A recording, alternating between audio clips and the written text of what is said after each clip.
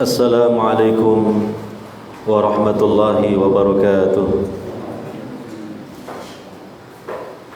Innal hamdalillah nahmaduhu wa nasta'inuhu wa nastaghfiruh wa na'udzu billahi min shururi anfusina wa min sayyiati a'malina. Man yahdihillahu fala mudilla lahu ومن يضلل فلا هادي له أشهد أن لا إله إلا الله وحده لا شريك له وأشهد أن محمدا عبده ورسوله صلى الله عليه وعلى آله وأصحابه أجمعين ومن تبعهم بإحسان إلى يوم الدين. وقال سبحانه وتعالى يا أيها الذين آمنوا اتقوا الله حق تقاته ولا تموتن إلا وأنتم مسلمون. وقال أيضا واعبد ربك حتى يأتيك اليقين. الآيتان. أما بعد. Hadirin wal hadirat, para bapak, para ibu, saudara-saudari sekalian yang semoga senantiasa mendapatkan rahmat dan taufik dari Allah Subhanahu wa taala. Alhamdulillah, pada kesempatan malam hari ini kita masih diberi kesempatan oleh Allah Subhanahu wa taala. Kesempatan hanya sekali, kesempatan hidup di dunia yang merupakan kesempatan bagi kita untuk berjuang agar meraih kesuksesan, terutama kesuksesan yang paling tinggi dan hakiki, yaitu di akhirat, berupa kita selamat ketika melintasi sirat yang dibentangkan di atas neraka, dan sampailah kita ke ujungnya dan masuk ke dalam surga. Sebagaimana Allah menegaskan hal itu dalam Al-Quran, faman zuhziha 'anil nari wa udkhilal jannata faqad faz. Maka barang siapa yang diselamatkan, dijauhkan oleh Allah Subhanahu wa taala dari nerakanya dan kemudian dimasukkan ke dalam surganya, maka sungguh dia telah meraih keberuntungan, kesuksesan, kesuksesan yang sangat utama dan hakiki. Oleh karenanya, jangan sampai segala macam ujian, segala macam kejadian dan peristiwa yang terjadi dan bahkan menimpa kita dalam hidup di dunia ini semua melalaikan, semua membuat kita lupa dalam berjuang untuk meraih kesuksesan tersebut itu. Karena sungguh nanti kalau demikian, kita adalah orang-orang yang sangat merugi, dan kerugian ini tidak bisa tergantikan kembali, karena kita hidup ini terus berjalan mengikuti waktu, melanjutkan perjalanan panjang dan abadi kita. Setelah di negeri persinggahan di dunia ini, kita masih akan terus melanjutkan perjuangan panjang dan abadi sampai nanti apakah terminal terakhirnya kita di surga ataukah kita di neraka. Semua bergantung kepada bagaimana kita mengisi dalam kesempatan hidup di dunia yang relatif singkat dan sebentar ini. Oleh karenanya, mari kita saling menasihati, saling mengingatkan hal ini, sehingga kita mendapatkan petunjuk dan rahmat dari Allah Subhanahu wa taala, dapat meraih kesuksesan yang utama dan hakiki tadi. Hadirin wal hadirat yang dimuliakan oleh Allah Subhanahu wa taala, kajian kita, atau lebih tepatnya adalah, perkenankan saya menyampaikan tausiah ataupun nasihat yang semoga ini bermanfaat, terkhusus untuk diri saya pribadi sebagai hamba Allah yang tidak luput dari kelalaian dan banyak berbuat salah, dan juga kepada saudara-saudariku sekalian kaum muslimin, kaum mukminin, baik yang hadir di masjid ini maupun yang hadir di tempat yang lainnya, yaitu bagaimana Allah Subhanahu wa taala memberikan pedoman dan bimbingan kepada kita di dalam menghadapi segala musibah yang terjadi di dunia ini. Sekalipun mungkin nasihat ini sudah pernah dan berapa kali pernah disampaikan, tapi seharusnya ini terus untuk disampaikan kepada kita, karena kesabaran-kesabaran yang kita lakukan ini perlu diperkuat terus. Sebab selagi kita hidup di dunia ini tidak akan pernah surut dan berhenti dari ujian. Maka kiranya setelah kita berupaya sabar, harus ditambah lagi kesabarannya, kita memiliki ekstra kesabaran. Makanya Allah Subhanahu wa taala berfirman dalam Al-Qur'an, "Ya ayyuhalladzina amanu sabiru wassabiru." Hai orang-orang yang beriman, sabarlah dan kuatkan kesabaran kalian. Maka pada kesempatan kali ini kita akan menyampaikan tausiah dan nasihat tentang hal itu, dan terkhusus menyikapi musibah yang sampai kini dan entah sampai kapan selesai, yaitu wabah pandemi corona. Apalagi kita tahu dan kita juga mendapatkan berita-berita yang banyak sekali bahwa akhir ini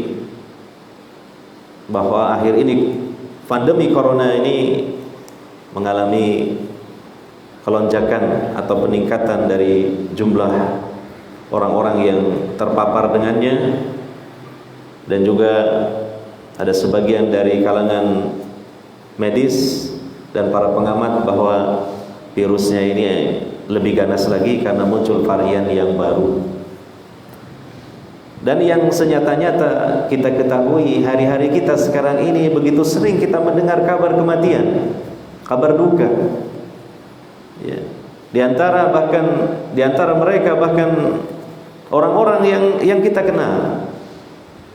Bahkan sebagiannya orang yang dekat dengan kita, mungkin kerabat kita, mungkin saudara kita, mungkin teman akrab kita. Sebagaimana juga yang saya alami, ada kerabat, ada teman yang dekat juga baru-baru ini meninggal dunia, dan menurut hasil dari diagnosa para ahlinya memang dengan sebab terpapar virus corona. Maka kita harus memandang hal ini secara hakikatnya, dan tentu kita sudah sangat lengkap dan sempurna bagaimana memandang sesuatu dan segala peristiwa yang terjadi di alam dunia ini berdasarkan petunjuk Allah Subhanahu wa taala, baik yang ada di dalam Al-Qur'anul Karim maupun di dalam sunnah Nabi sallallahu alaihi wasallam yang mulia. Dapat kita temukan di antaranya di dalam Al-Quran, yaitu dalam surah Al-Baqarah ayat 155 sampai 157, dan mungkin itu sering kita membacanya, sering kita mendengarnya, dan mungkin sebagian kita hafal 3 ayat tersebut. Maka ini merupakan satu pedoman, satu pegangan bagi kita di dalam menghadapi segala musibah yang terjadi selagi kita hidup di dunia ini, terkhusus juga menyikapi pandemi corona.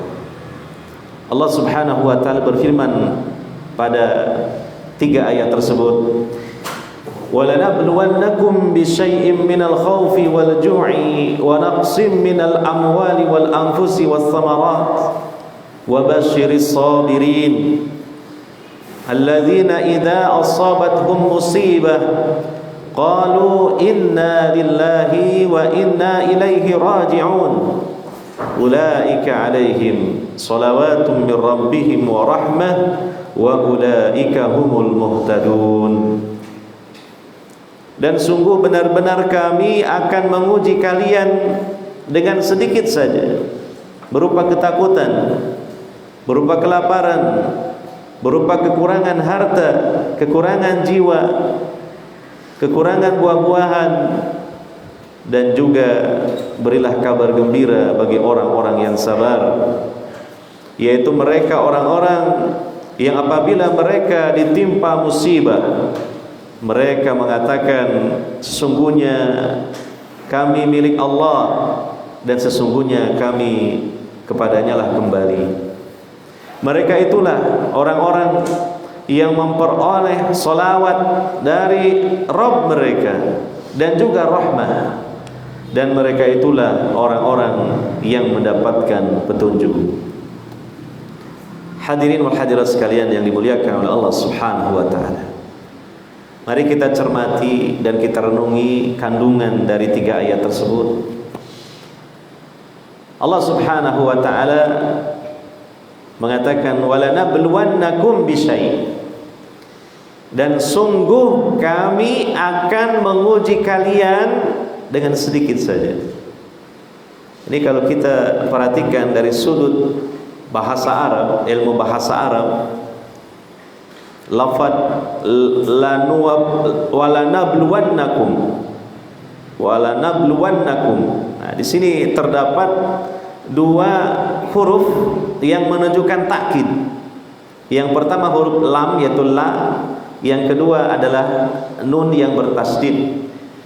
Artinya memberikan makna bahwa Allah benar-benar menegaskan, benar-benar hal ini suatu kepastian dan keniscayaan bahwa Allah pasti akan menguji kita selagi kita hidup di dunia ini.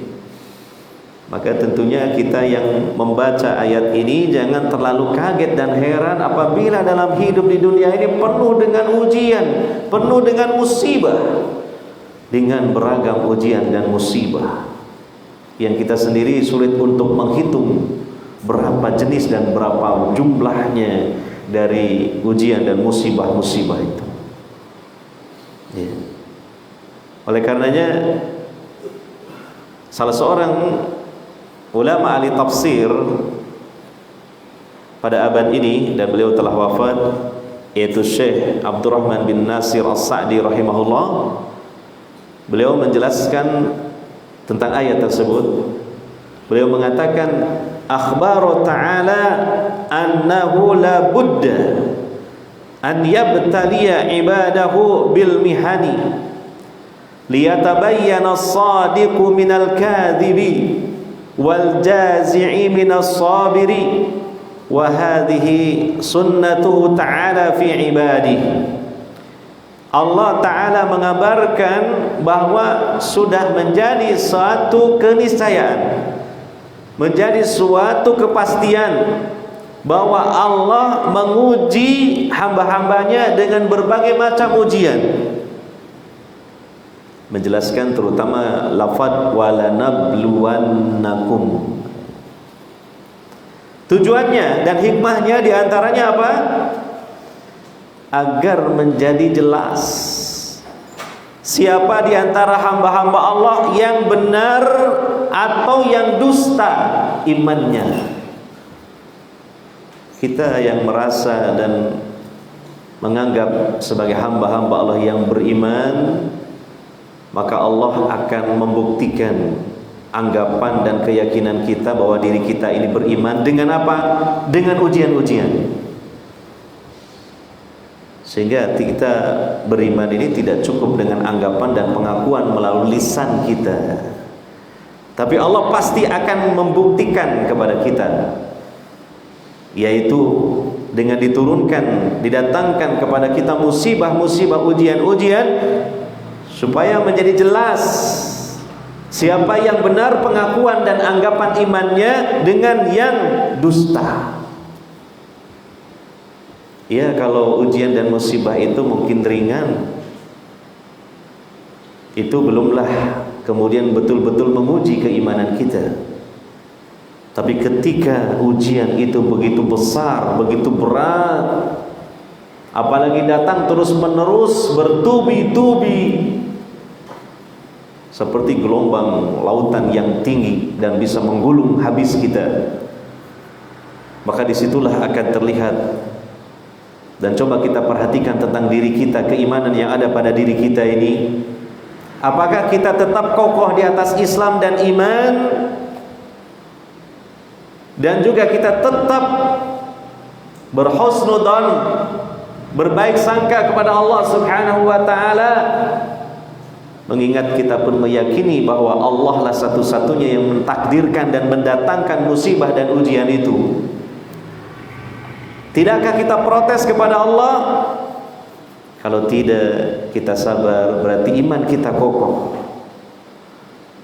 Tidakkah kita bersuudzon, berburuk sangka kepada Allah? Kalau tidak, artinya kita berhusnudzon, berbaik sangka kepada Allah, maka iman kita masih kokoh dan kita istiqomah di atas iman itu.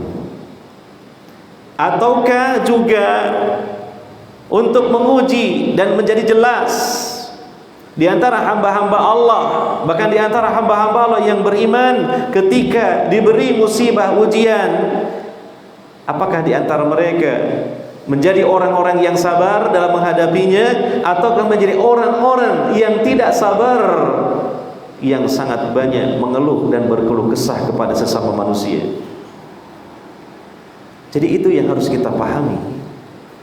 Tujuan hikmahnya Allah Subhanahu wa ta'ala menguji kita dengan berbagai macam ujian.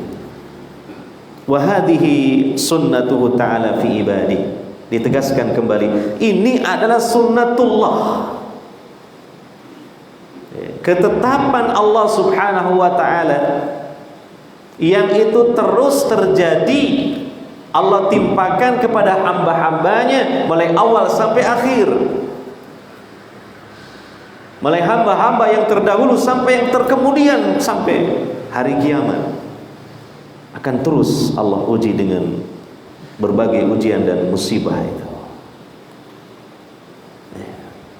Maka ini sekali lagi kita kembalikan kepada hakikatnya dari musibah, termasuk wabah corona ini, adalah sunnatullah, menguji keimanan kita, menguji kesabaran kita. Maka kita harus sadar, kita adalah para peserta ujian itu yang sedang dinilai oleh Allah Subhanahu wa ta'ala, dan kita harus berjuang untuk meraih nilai yang baik, bahkan yang terbaik. Jangan sampai tidak lulus, jangan sampai gagal ujian, jangan sampai nilainya, kata istilah orang pondok itu, rosib, jelek. Nah, ini kita harus saling mengingatkan di antara kita tentang hakikat ini. Jangan terlalu pikiran kita disibukkan dengan melihat hal-hal yang zahir, mengumpulkan data, mengumpulkan berita, mengumpulkan angka-angka dan seterusnya. Itu hal yang zahir, tidak ada salahnya memang. Tetapi kalau hanya yang zahir-zahir saja kita perhatikan dan kita simpulkan, itu sebuah kesalahan. Sekalipun Allah Subhanahu wa ta'ala banyak menguji hamba-hambanya di dunia ini dengan berbagai macam ujian, bahkan dianggap oleh hambanya berat dan besar, dalam pandangan Allah itu masih kecil, dalam pandangan Allah itu masih sedikit. Maka Allah mengatakan bisyai, sedikit saja.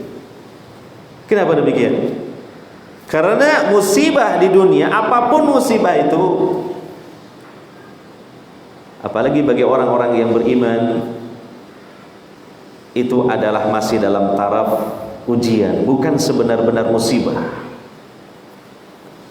Musibah yang benar-benar musibah adalah musibah yang terjadi di akhirat setelah hamba Allah ini meninggalkan dunia ini. Ada alam kubur, ada mahsyar, ada neraka.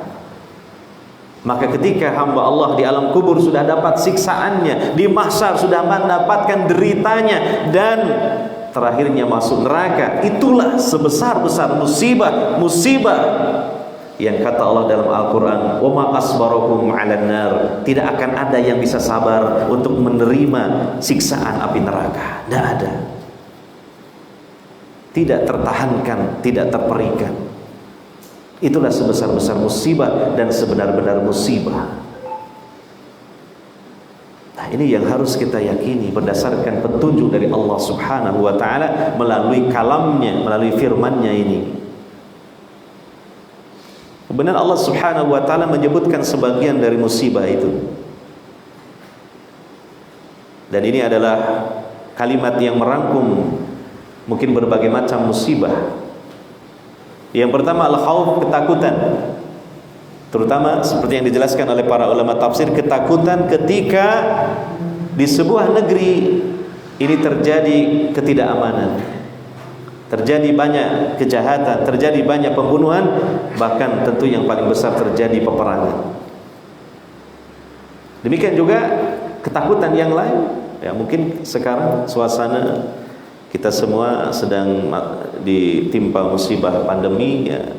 Banyak di antara kita juga merasa takut, merasa cemas, merasa khawatir kalau dirinya akan terpapar, apalagi kalau anggota keluarganya yang terpapar. Wal ju'i, kelaparan.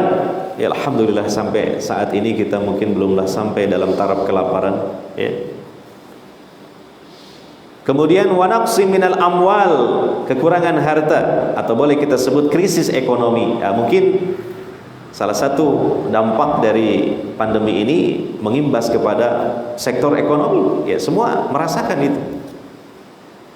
Dengan adanya pembatasan interaksi sosial, maka kegiatan ekonomi kita pun terpengaruh.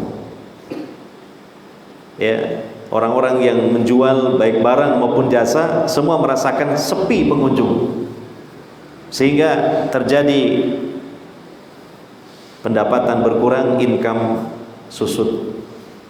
Ya, ini dirasakan hampir semua kalangan. Maka kita kembalikan pada ayat ini. Inilah salah satu macam dari ujian dari Allah Subhanahu wa taala. Wa naqsim minal amwal. Kemudian wal anfus, ini yang paling berat. Kurangnya jiwa, maksudnya apa? Dalam tafsirnya, seseorang mungkin terkena musibah itu sehingga dia merasakan sakit. Seseorang terpapar virus sehingga dia sakit. Dia mungkin demam yang tinggi, pusing yang luar biasa, mual-mual dan seterusnya, hingga sampai mungkin mati rasa. Artinya dia menelan atau mencicipi sesuatu tawar, tidak ada rasanya. Iya. Bahkan sampai kemudian nafasnya sesak, tersengal-sengal, masya Allah. Ini namanya wal anfus. Demikian juga mungkin ada keluarganya yang terkena, atau bahkan sampai meninggal dunia. Ini adalah tentu yang paling berat, seperti ini. Ya. Dan hari-hari kita ini, ya, terjadilah di beberapa tempat, ya, dan di kalangan kita ini, dan andainya kita ambil sebagai pelajaran dan hikmah-hikmah di balik itu, ya, dan banyak berdoa kepada Allah Subhanahu wa taala tentunya supaya dilindungi oleh Allah Subhanahu wa taala dari terpaparnya virus tersebut. Sebagaimana yang disampaikan oleh para ulama kita, menukil dari hadis-hadis yang sahih tentang doa-doa yang diajarkan oleh Nabi sallallahu alaihi wasallam. Seperti doa Allahumma inni a'udzubika minal barasi wal jununi wal judami wasai'il asqam. Allahumma inni a'udzubika min jahdil bala wa darokis saqai wa su'il qada'i wa samatatil a'da. Bolehlah doa ini kita selipkan dalam untaian doa-doa kita di hari-hari ini, karena akan diajarkan oleh Nabi sallallahu alaihi wasallam. Jangan mengatakan saya tidak takut corona, saya cuma takut kepada Allah. Benar, tapi ucapan ini tidak pada tempatnya. Apa gunanya Nabi sallallahu alaihi wasallam memberikan doa tersebut kepada kita? Apa gunanya Nabi sallallahu alaihi wasallam mengajarkan doa itu kepada kita? Dan apa gunanya Nabi sallallahu alaihi wasallam mengatakan dalam hadis yang lain, ya, larilah engkau dari penyakit kusta sebagaimana engkau lari dari singa. Jadi kita tempatkan pada tempatnya dan gabungkan semuanya yang datang dari Nabi sallallahu alaihi wasallam, itu yang benar. Ya. Dia mengatakan saya tidak takut corona, saya takut, padahal begitu terkena belum tentu dia kuat untuk menerimanya. Maka sebelum itu ya berusahalah dengan maksimal, termasuk dengan doa-doa yang diajarkan oleh Nabi sallallahu alaihi wasallam. Ya. Wassamarat, kekurangan buah-buahan. Buah-buahan yang banyak macamnya, ya terkadang ada yang mungkin terjadi gagal panen atau mungkin terkena bencana sehingga harga di pasaran melambung tinggi. Ini adalah ujian dan jenis ujian dari Allah Subhanahu wa taala. Nah, cuma yang uniknya setelah Allah Subhanahu wa taala menyebutkan sebagian dari macam ujian-ujian itu yang tentu ini membuat kita merasa berat, membuat kita susah, di ujungnya Allah mengatakan, ini yang menarik bagi kita, wa basyiris sabirin.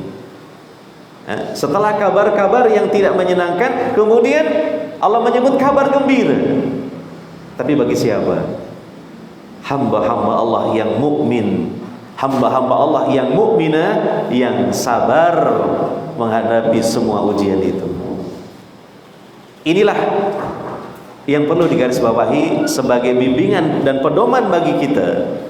Sekurang-kurangnya kita menghadapi musibah dan ujian itu, kita hadapi dengan sabar. Kenapa saya katakan sekurang-kurangnya? Karena ada sikap yang lebih tinggi lagi dari sabar, yaitu ridho. Itu di atasnya sabar. Dan bahkan ada yang paling tinggi lagi di atas ridho dan di atas sabar, yaitu malah bersyukur kepada Allah atas musibah. Ini yang bisa melakukan ini mungkin sedikit dari hamba-hamba Allah, hamba-hamba pilihan Allah. Maka sekurang-kurangnya minimal, dan ini adalah yang diwajibkan oleh Allah Subhanahu wa taala, adalah sabar. Ya. Sabar itu bukan berarti kita tidak merasakan sakit. Sabar itu bukan berarti kita tidak merasakan susah, merasakan, tetapi apa? Habsun nafas, menahan diri, mengendalikan jiwa. Ya. Hatinya tidak protes kepada Allah, hatinya tidak menganggap jelek kepada Allah, tidak berburuk sangka kepada Allah. Lisannya pun ditahan untuk tidak mengatakan hal-hal yang tidak diridhoi oleh Allah dan tidak banyak mengeluh kepada manusia. Anggota badannya pun tidak mengekspresikan, tidak mengungkapkan ketidaksabaran, mungkin dengan memukul-mukul diri dan sebagainya.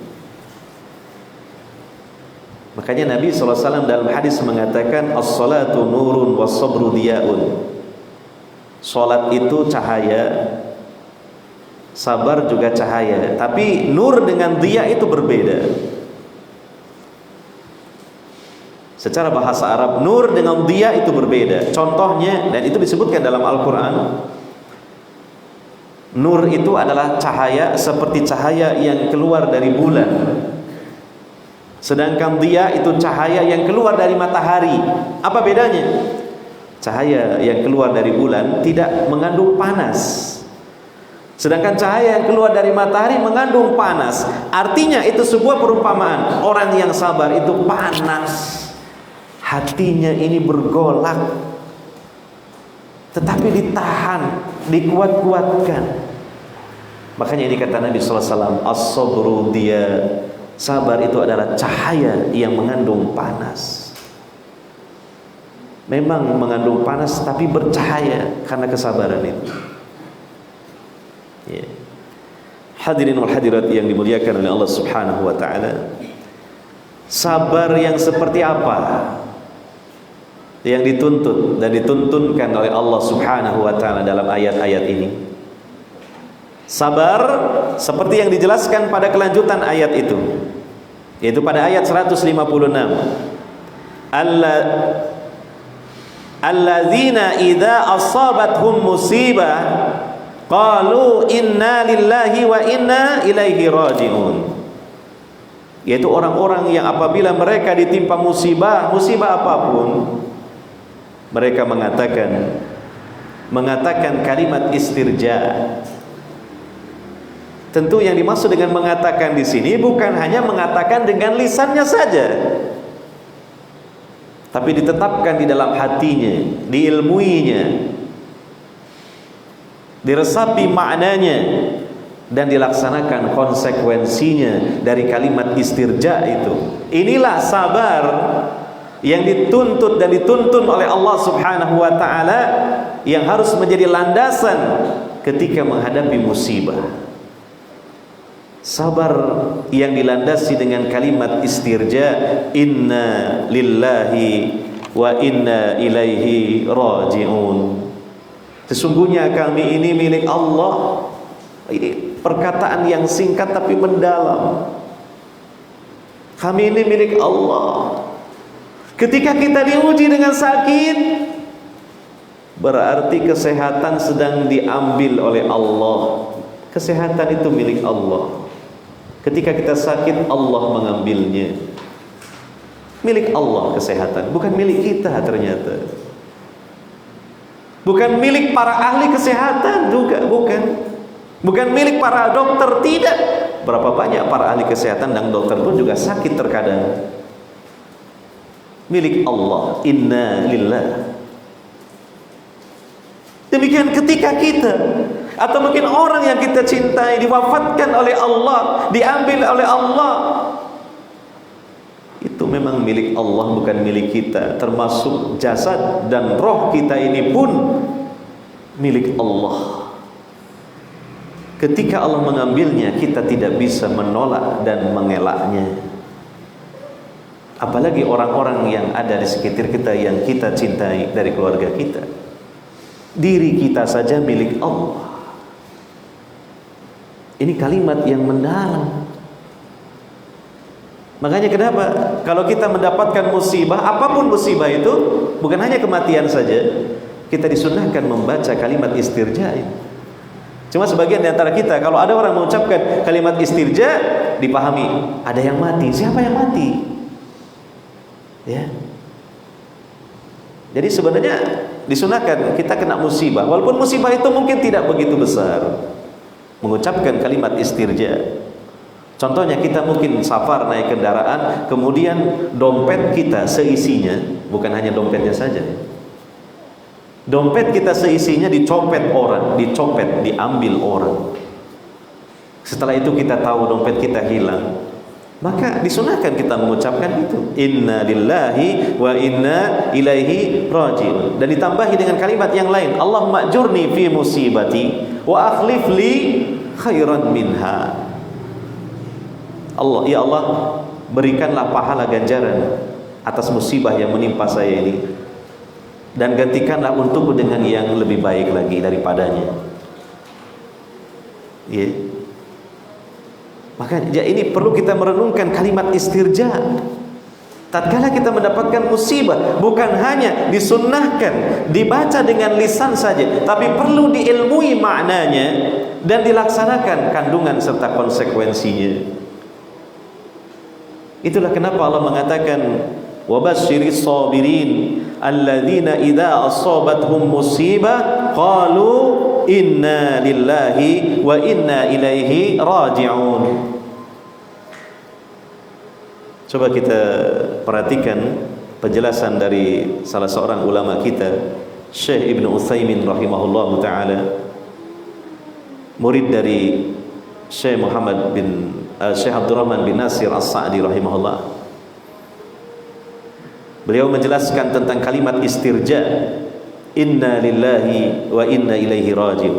Kata beliau, idza asabathum musibah i'tarafu lillahi azza wa jal bi umumi mulkihi wa annahum milkun lillah walillahi an yaf'ala fi mulkihi ma syaa.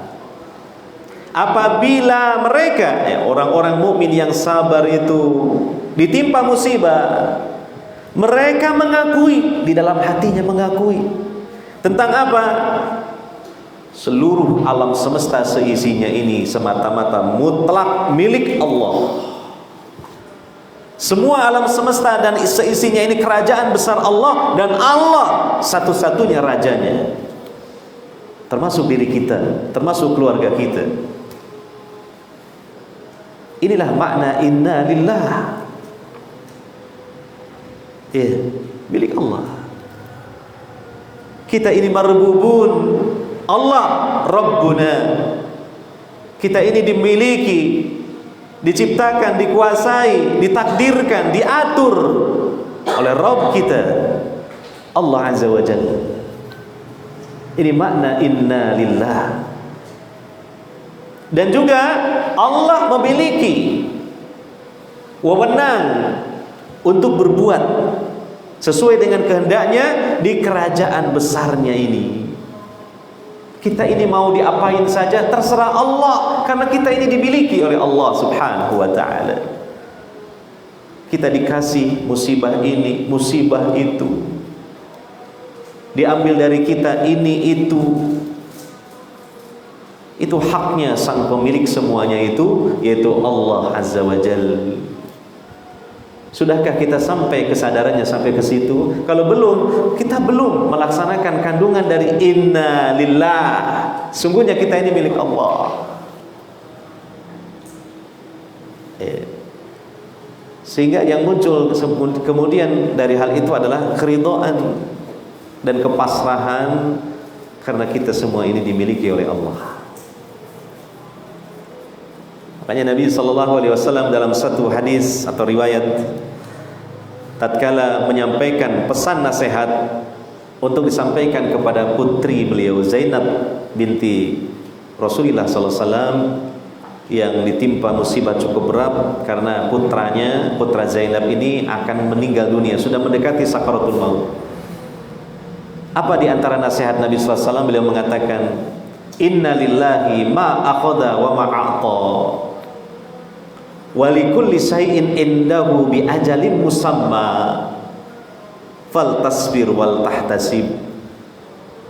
Sesungguhnya milik Allah lah apa yang dia ambil dan apa yang dia berikan.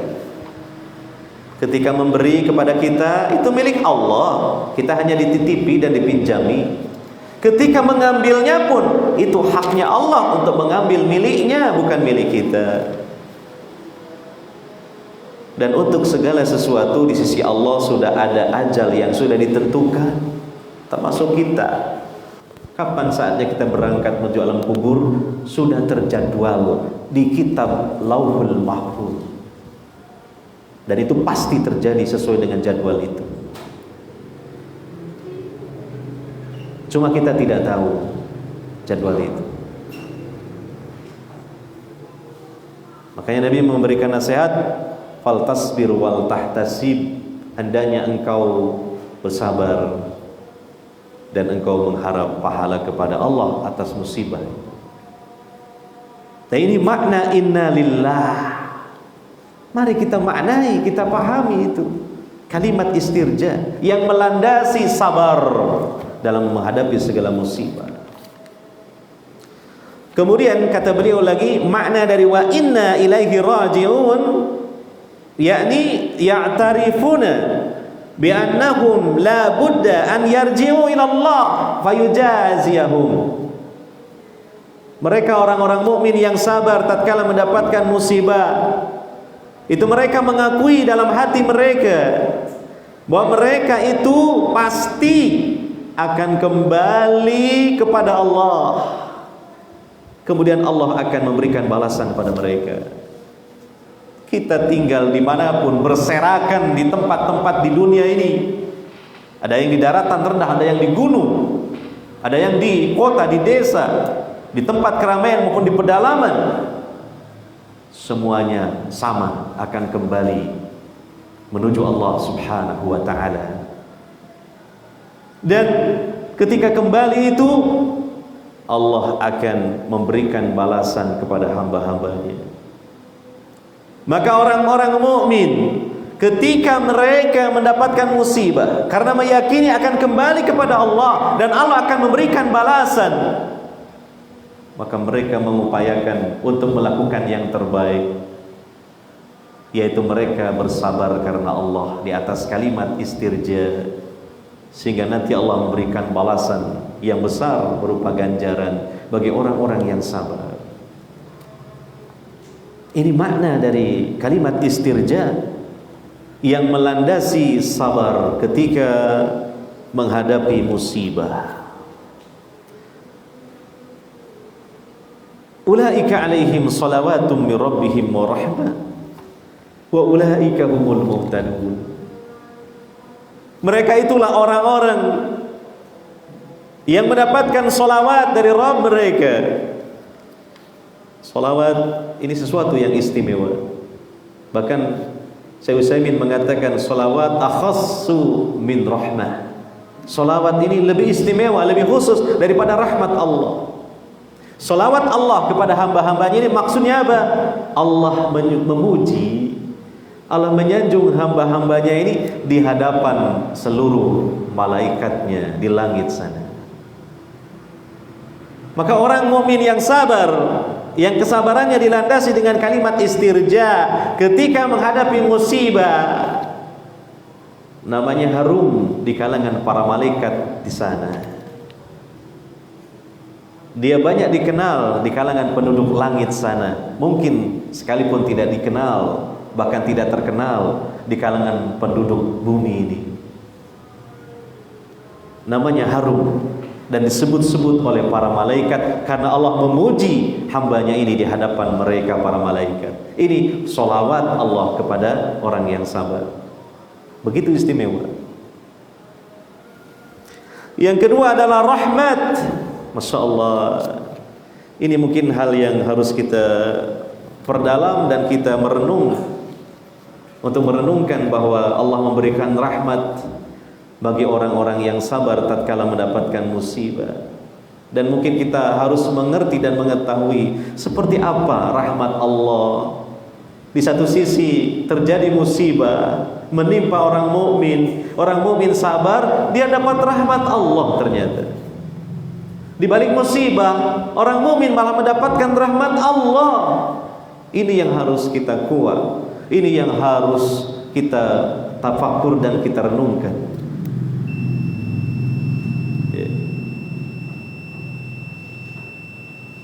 Ya mungkin kita jeda dulu untuk diperdengarkan adzan salat Isya, dan nanti kita akan menjelaskan secara ringkas mengenai bentuk rahmat Allah tatkala terjadi musibah bagi orang yang mukmin yang bersabar.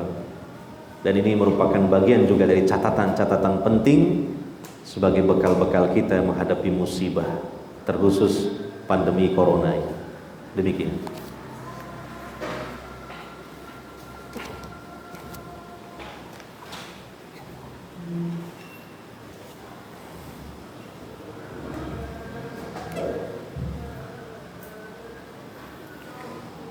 Allahu Akbar, Allahu Akbar, Allahu Akbar, Allahu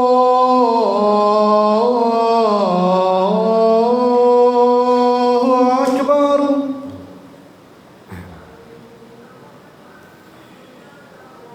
Asyhadu an la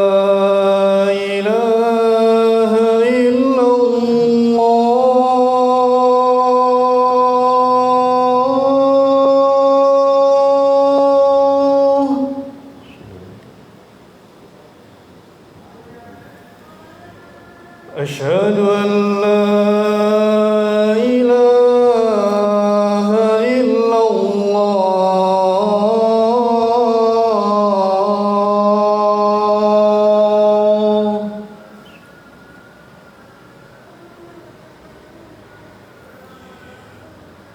أشهد أن محمدا رسول الله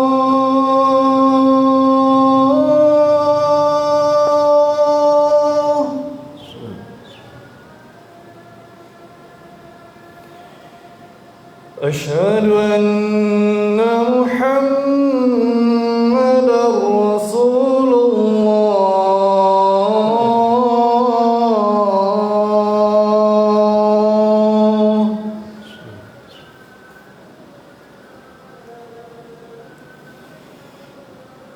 حي على الصلاة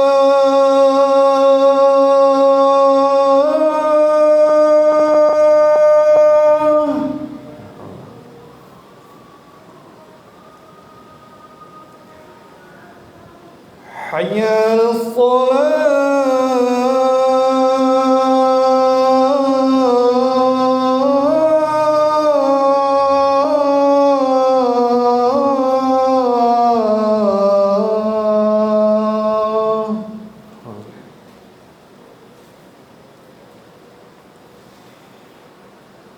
حي على الفلاح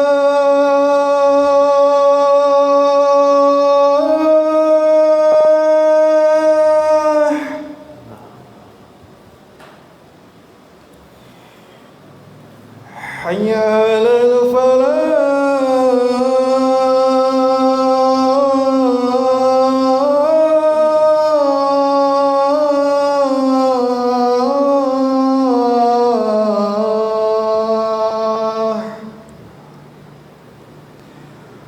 الله أكبر الله أكبر Allah. لا إله إلا الله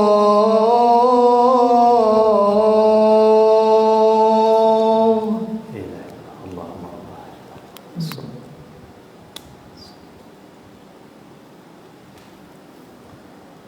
Alhamdulillahi Rabbil Alamin.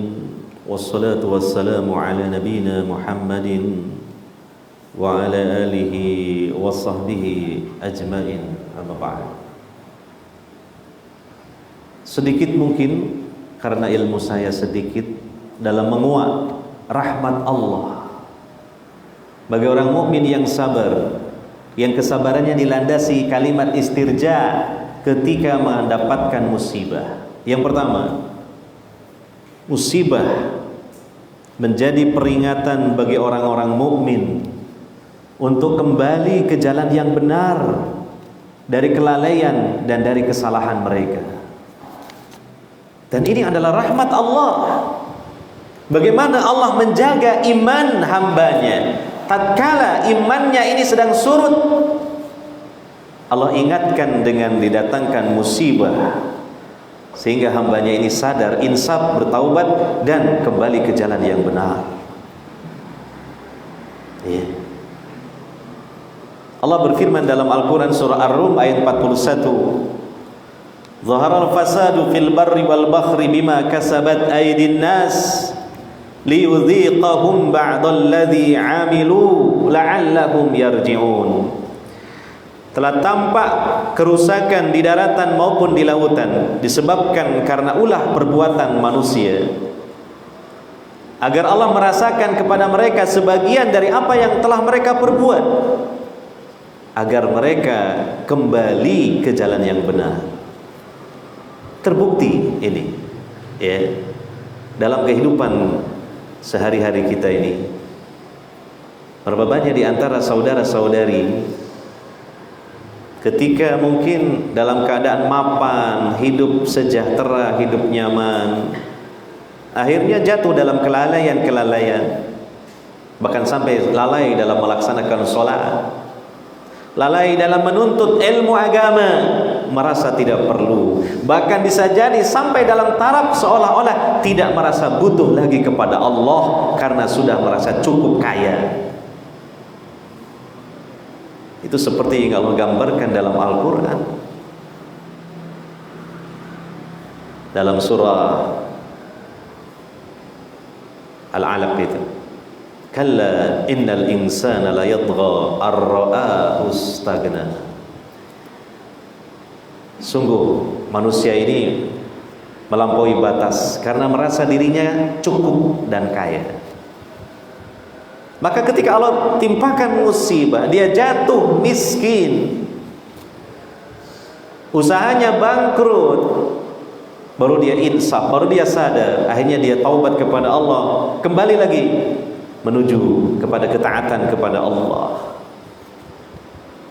Yang sudah lama kedua kakinya tidak diinjakkan di masjid atau di lantai masjid, setelah itu diinjakkan kembali di lantai masjid untuk berdiri, ruku, sujud dan bersimpuh di hadapan Allah Subhanahu wa taala, beribadah kepada Allah. Berarti ini rahmat dari Allah Subhanahu wa taala.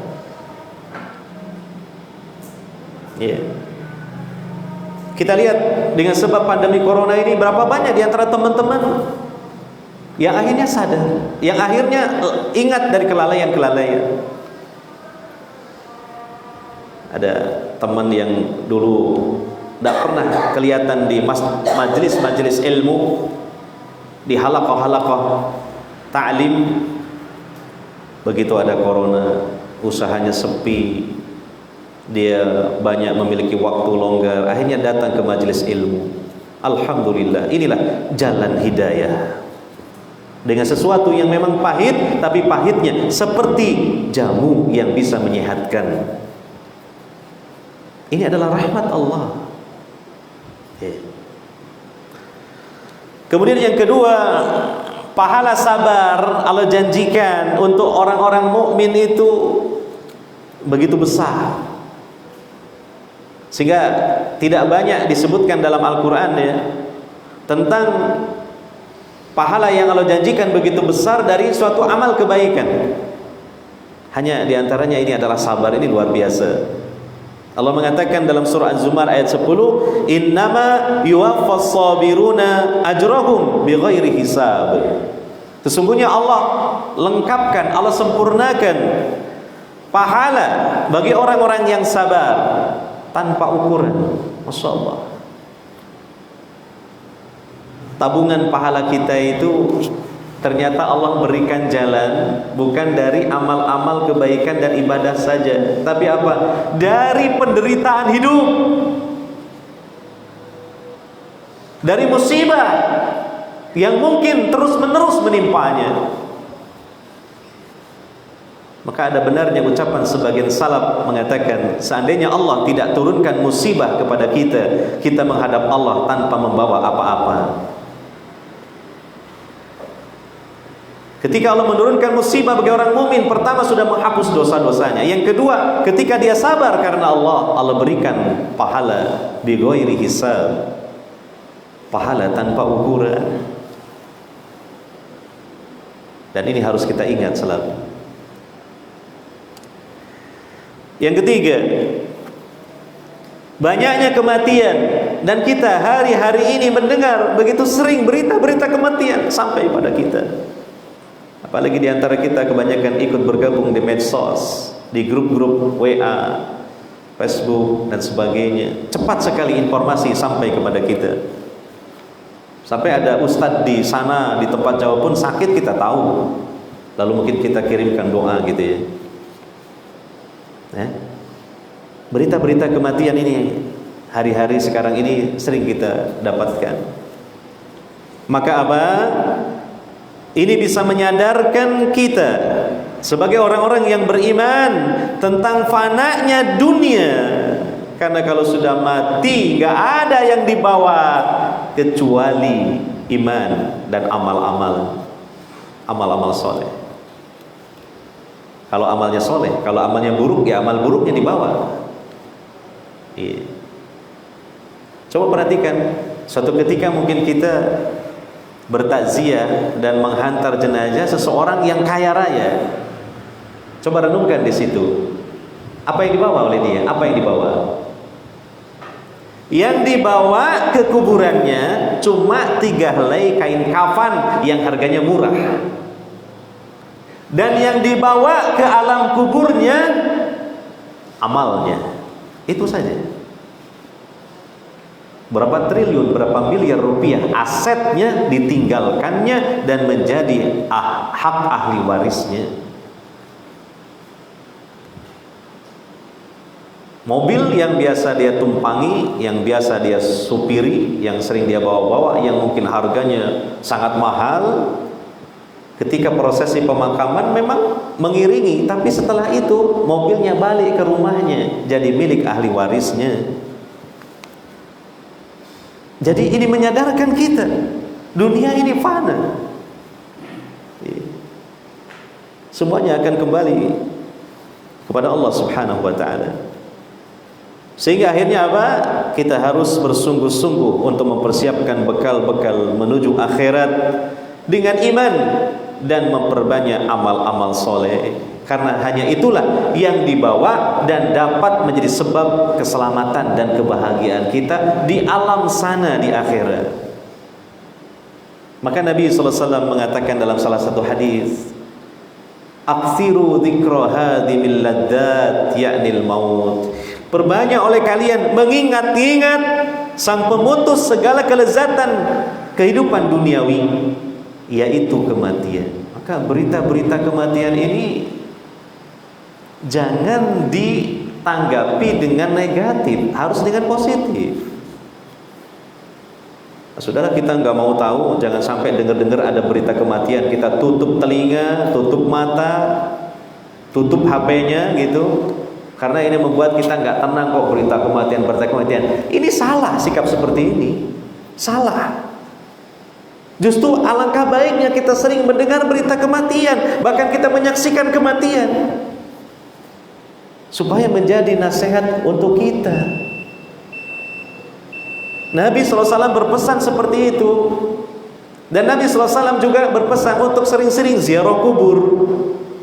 Kuntu nahaitukum an ziyaratil kubur fazurha fa innaha tudzakirukumul mauta. Dulu saya pernah melarang kalian untuk ziarah kubur. Sekarang ziarahilah kubur itu, supaya mengingatkan kalian akan kematian. Jadi ditanggapi dengan positif. Jangan sekedar ditanggapi hanya untuk membuat kita takut. Nah, ini yang salah juga. Tapi kita pun menutup telinga, menutup mata dari berita kematian juga tidak baik. Bukankah kematian ini yang terjadi pada orang lain menjadi nasihat bagi kita yang masih hidup ini? Karena kita pasti akan mati. Ya, begitu. Jadi kita renungkan ya, berita kematian. Masya Allah, hari ini si fulan menghadap Allah, hari ini si fulana menghadap Allah. Maka satu saat dan itu pasti saya yang menghadap Allah. Begitu. Maka akhirnya apa? Dia berusaha untuk rajin dan bersungguh-sungguh menabung bekal-bekal menuju akhirat dengan iman, dengan amal-amal soleh.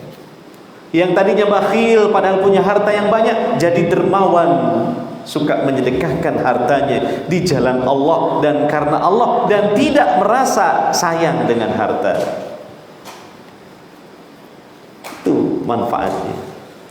Yang tadinya sholat males-malesan, suka mengolor-ngolor waktu, akhirnya bersegera berangkat menuju masjid atau segera melaksanakan sholat setelah dikumandangkan adzan. Yang tadinya sholatnya mungkin kurang dalam hal kehusuannya, maka dengan mengingat kematian dia akan berupaya untuk khusyuk dalam sholatnya.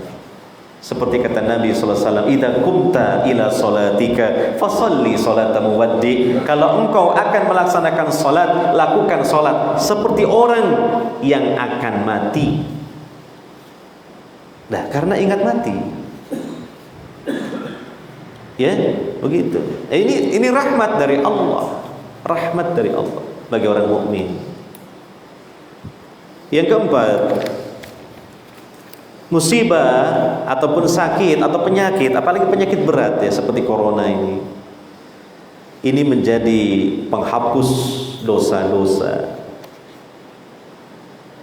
Mungkin sebagian kita mengeluh, ini pandemi ini sudah cukup lama, 2 tahun mungkin ya, atau 2 tahun jalan lah ya. Dan kita nggak tahu ya sampai kapan ini berakhirnya, sampai kapan selesainya ini. Ya, ya tidak ada yang tahu. Ini kan kehendak Allah, rahasia Allah. Ya. Maka sisi lain yang harus kita renungkan adalah sudah berjalan sekian tahun ini adalah sebuah proses di mana kita ini sedang dirontokkan, digugurkan oleh Allah Subhanahu wa taala dosa-dosa kita kalau kita sabar. Ya, begitu. Jadi lihat sisi lain, jangan hanya lihat satu sisi. Wah, ini gini ekonomi, ini penyakit ini. Jadi hal-hal yang zahir saja. Kita ini pemegang Al-Qur'an, maka jadikan Al-Qur'an sebagai panduan dan pedoman. Ya. Sehingga nilainya berbeda dengan orang-orang kafir, nilainya berbeda dengan orang-orang yang tidak memegang Al-Qur'an. Ya. Jadi sebagai penghapus dosa, seperti yang disebutkan dalam hadis yang sahih riwayat Al-Bukhari dan Muslim. Yang kelima, terkena wabah, ya umpamanya terkena wabah, jika sabar dan mengharap pahala kepada Allah atas musibah, maka jika mati insya Allah mati syahid. Ya. Kalaupun tidak mati, Allah berikan kesembuhan, kesehatan dan kepulihan seperti sedia kala, maka dia tetap beroleh pahala senilai pahala mati syahid. Karena apa? Menurut satu pendapat dari para ulama, wabah corona ini adalah termasuk taun. Nah, ada pendapat yang lain bahwa taun ini suatu wabah yang khusus, berupa penyakit yang ada di kulit yang itu adalah semacam bercak-bercak kebiru-biruan dan kehitam-hitaman dan mengeluarkan nanah dan mengakibatkan rasa perih dan sakit yang luar biasa dan menjadi sebab kematian, seperti yang terjadi di Syam waktu itu pada masa khilafah Umar bin Khattab, sehingga banyak yang meninggal dunia, termasuk salah satunya adalah Abu Ubaidah ibnul Jarrah yang disebut dengan amwas taunnya itu. Ya, tapi kalau kita mengambil pendapat yang satunya lagi, sepertinya kuat juga, karena yang terpenting kan musibah ini berupa wabah yang mana terjadi secara masif menimpa banyak orang di suatu kawasan dan menjadi sebab banyak orang mati. Nah, ini kan masuk kriteria ini. Maka bisa dikatakan ini adalah taun juga, atau yang semisal dengan taun, sifatnya sama. Ya. Nabi SAW ketika ditanya oleh Aisyah dalam hadis yang sahih riwayat Al-Bukhari,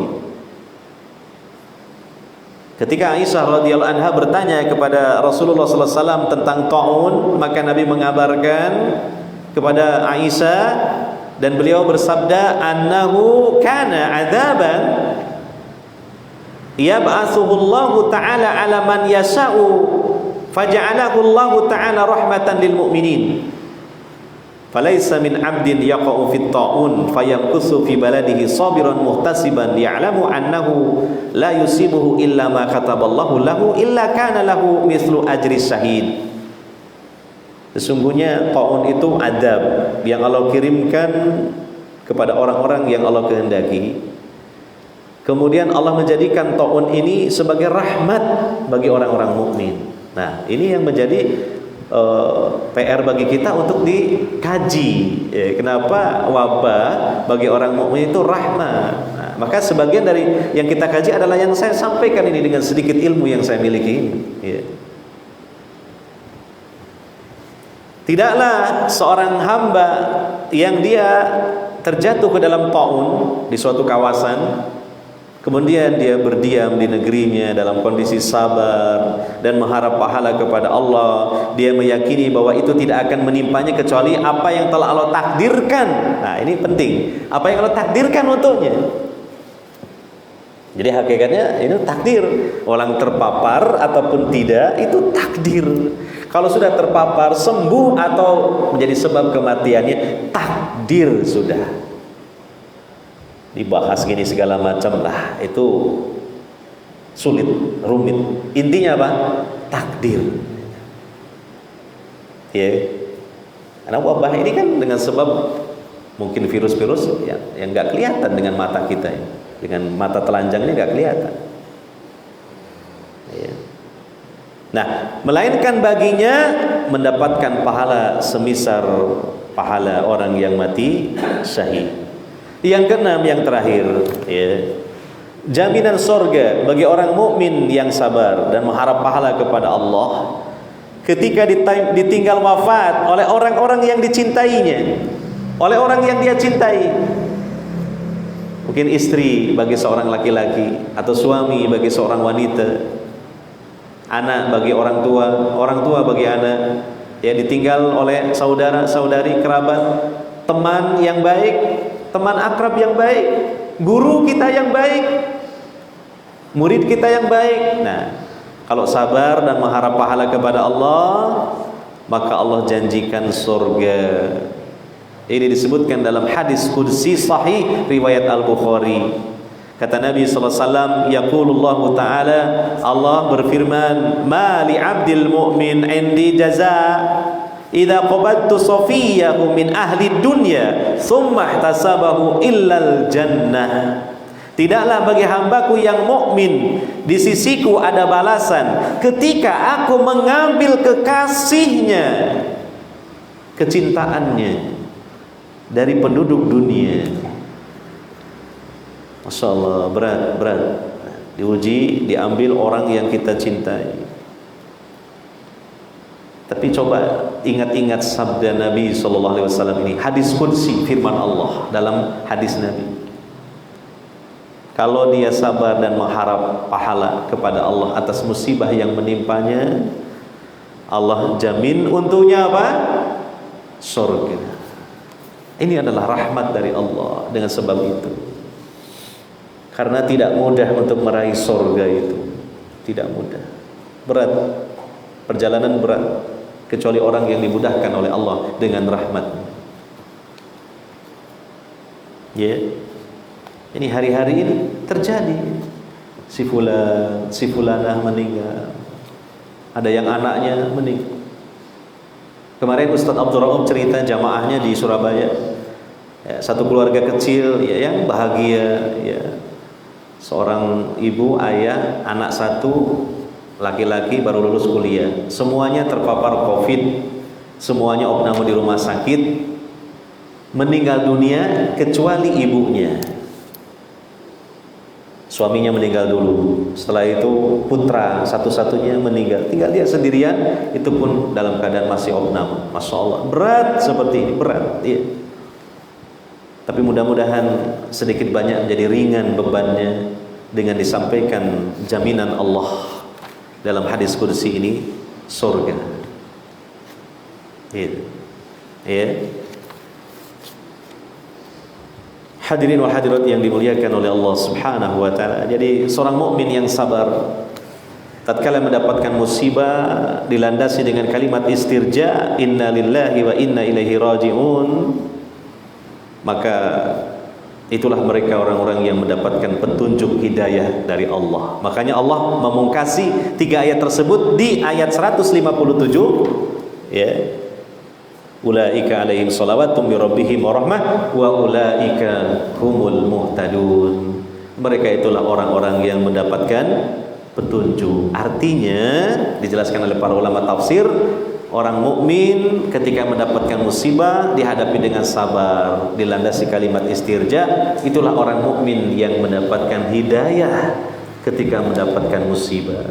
Tentu orang mukmin yang ketika mendapatkan musibah tidak sabar, berarti ketika itu dia tidak mendapatkan hidayah dari Allah.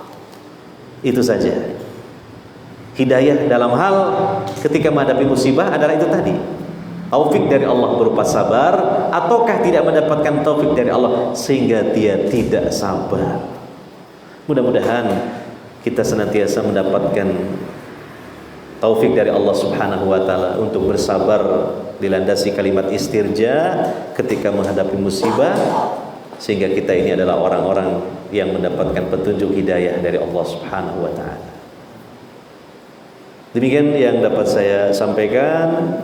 Ya, sekali lagi sebagai nasihat untuk saya pribadi dan untuk saudara-saudaraku sekalian, kaum muslimin, kaum mukminin, muslimin, muslimat dimanapun saja Anda berada, dan kita juga ya mohon kepada Allah Subhanahu wa taala ya dengan doa-doa kita, dengan ikhtiar-ikhtiar kita juga yang syar'i, dan tawakal pada Allah Subhanahu wa taala.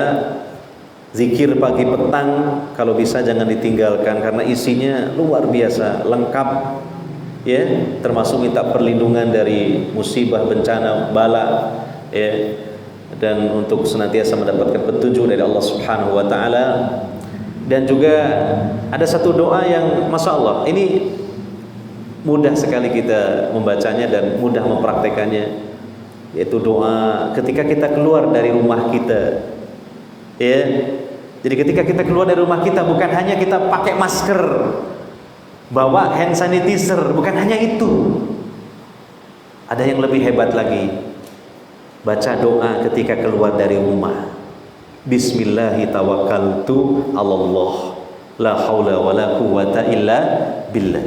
Kata Nabi sallallahu alaihi wasallam, dikatakan kepada orang yang membaca kalimat tersebut ketika keluar dari rumahnya, hudita, engkau mendapatkan petunjuk. Wa kufita, engkau akan dicukupkan oleh Allah. Wa wukita, dan engkau akan dilindungi oleh Allah. Hari-hari kita ini, tiga hal ini betul-betul kita sangat membutuhkan. Semuanya datang dari Allah, petunjuk dari Allah, dicukupkan karena kita ekonomi sedang krisis, ya kan? Minta dicukupkan oleh Allah. Dan mungkin kita mengkhawatirkan terpapar virus, semoga Allah melindungi kita.